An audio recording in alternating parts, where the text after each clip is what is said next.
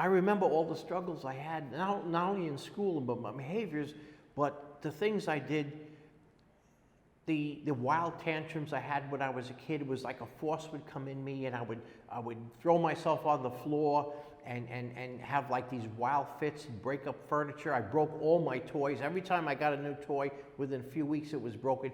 Everything I did had a self-destructive, death wish type behavior pattern to it. And of course, no one could ever understand why. School officials, when I was in public school, they told my parents, listen, you got a problem child here. I don't know what their exact words were, but they met with them in private and said, listen, you have to take your child to a child psychologist. If you want your child to finish school and stay in this public school, Mr. and Mrs. Berkowitz, you have to try to get them help. So they made arrangements for me to see a child psychologist, and for 2 years, every Saturday afternoon, I hated it, on my day off from school, my mom had to take me to Manhattan to talk to a child psychologist by the name of Mrs. Sosnoff. Well, an elderly lady who was a nice lady, but of course she's no longer alive. And I remember going there. The sessions lasted about an hour every Saturday during school year, and to try to iron out, what was causing me all the problems. And of course, nothing was ever accomplished, nothing was ever done. But it satisfied the school officials that, okay, they're making an effort. And in the end, eventually I managed to finish public school, 6th grade, went into 7th grade, in junior high school and on to high school. And it really was my dad. I had so many learning disabilities because I couldn't focus or concentrate. In school, I just couldn't, I managed to hang in there, but I was truant a lot because I couldn't stand sitting in that classroom.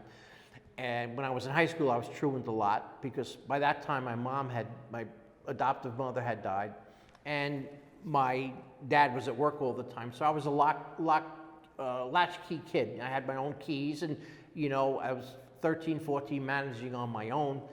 And anyway, it was a struggle. And I look back, it says, all the times I had periods of tremendous depression, all the times I would think of killing myself, and there were times I would look out the window. We lived on the 6th floor, and from my window I could see for miles and miles. It was really a great place to live in this part of the Bronx. And I could never understand why I was so like that. It wasn't until years later where I finally understood, that's it. It was like a time of enlightenment, where just the light went off, and I began to, as I grew older and reflected on things, I lived with false guilt. I was punishing myself, and all my behavior patterns, my self-destructive and self-sabotaging behavior patterns were because I thought that I had somehow done something wrong and caused my mother to die while giving birth to me. So I grew up with this tremendous sense of guilt that the woman who brought me into the world, somehow I caused her to die. Because that's a tremendous traumatic thing for a child to be told at the age of 4 or 5, hey, your mom died while giving birth to you. Now my parents, later on, I spoke to my dad about it, and we talked, and I'm just kind of going through things very quickly now, but we talked about it, and my parents, my adoptive parents, meant well. That's what the experts told them to say to a child. Adoption was common back then when kids are born out of wedlock, and when you're ever going to talk to your child about adoption, they're going to obviously have questions. The standard answer was, your mom died while giving birth. These so-called experts never thought of the guilt that they would lay up on an individual by telling them something like that.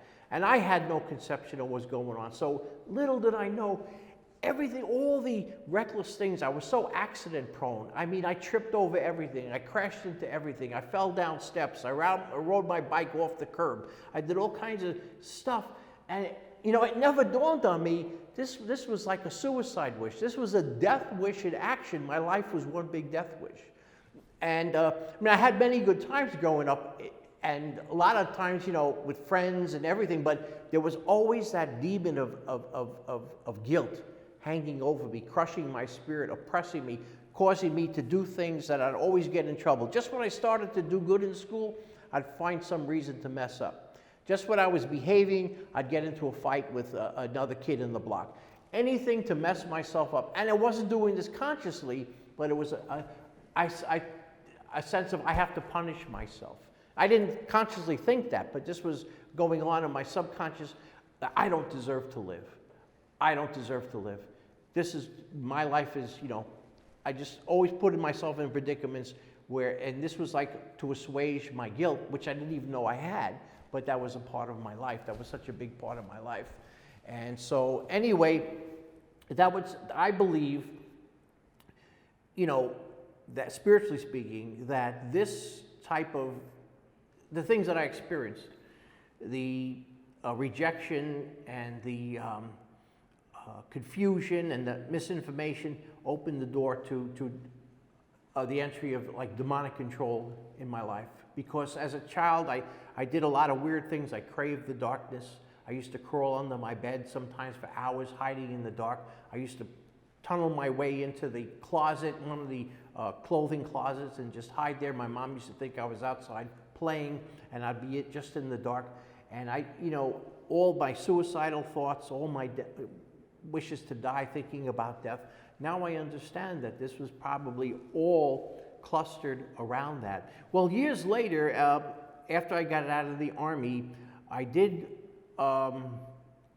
found out that there was an organization called ALMA, Adoptive Liberty Movement Association. And anyway, they help people to try to that have been adopted to try to locate their parents or their families, and vice versa. They help those who put children up for adoption, and years later want to find out how those kids are doing. They also, so it was a very interesting group, and I went to some of their meetings, and I remember going there the first time we met in Manhattan. And I just have to go through this quickly. I wish I could explain in more detail, but there's time limitations. Nevertheless, I joined this group, and after I got out of the Army, because I was searching for my roots. By this time, my dad had moved to Florida, and although I had aunts and uncles in other places out in Long Island, I never saw them very much. So I was pretty much on my own, and working as a security guard and just trying to make ends meet, going to college on the GI Bill, because I was an Army veteran at this time, having finished 3 years in the Army and being honorably discharged. Anyway, I started to look up at the advice of these people how to find my original birth certificate, which was sealed by the court. And they found out a way to do that. And when I came across in records in Manhattan, in New York City, the Office of Bureau of Births and Deaths, this big building, I went through there searching like a detective, and finally I found the name David Richard Falco. And when I looked at that name, and I was about maybe 22 at the time, 21, I said, wait a minute, that's not a Jewish name, David Richard Falco. I mean, it should be Richard David Falco. I said, that's not a Jewish name. So I told my dad about it. I called my dad in Florida. I said, Dad, listen. I explained what happened. I said, I want to know the truth. What am I doing with the name Richard David Falco that's not a Jewish name? Who am I? And my dad, we were very nice. My dad and I had a good relationship. He told me, he says, David, here's what happened. You were born out of wedlock. And, that was hidden at the time. And he sent me the original birth certificate. He kept it in a safe deposit box all those years. So he sent me the original birth certificate, and when I saw the name Falco, I was able to begin my search when I found out my mother was alive. See, originally I was going to think about maybe trying to find my dad, but I didn't, because I didn't think my mother was alive. Then I found out she never died after all. That was a lie. They meant well, but that was a lie. And so anyway, I found her, and it's a long story how that happened, and we had a beautiful, beautiful meeting. Unfortunately, the media turned that around to make it, and people in the media have said, oh, it was a terrible reunion, we didn't get along. Nothing could be further than the truth. We had a love for one another.